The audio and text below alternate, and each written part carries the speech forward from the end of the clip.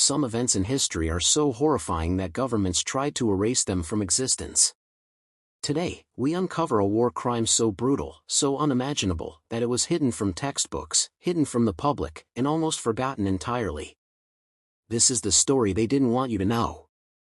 It was the summer of 1942, in a small village caught between warring factions. Families who had lived there for generations suddenly found themselves in the crossfire of a conflict far beyond their comprehension. The official records speak only of casualties, mere numbers, but what actually happened that day was far worse. History books only mention military operations in passing. But survivors whispered of masked soldiers who appeared without warning. They carried out acts that historians later described as too horrific to document.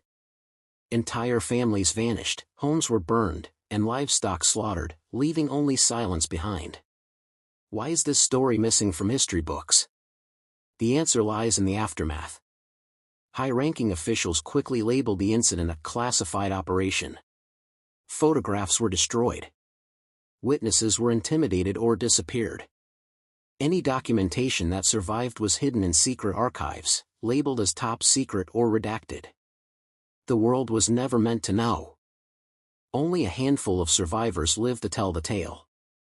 One elderly villager, speaking decades later under a pseudonym, described the soldiers moving through homes, separating men from women and children, and executing families systematically. These accounts were ignored, dismissed, or buried under bureaucracy, ensuring the crime remained unknown to most of the world. It wasn't until decades later that fragments of evidence resurfaced.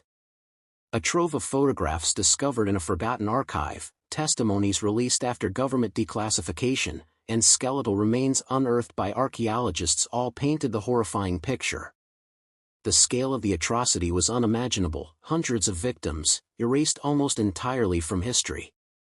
How can history erase something so brutal?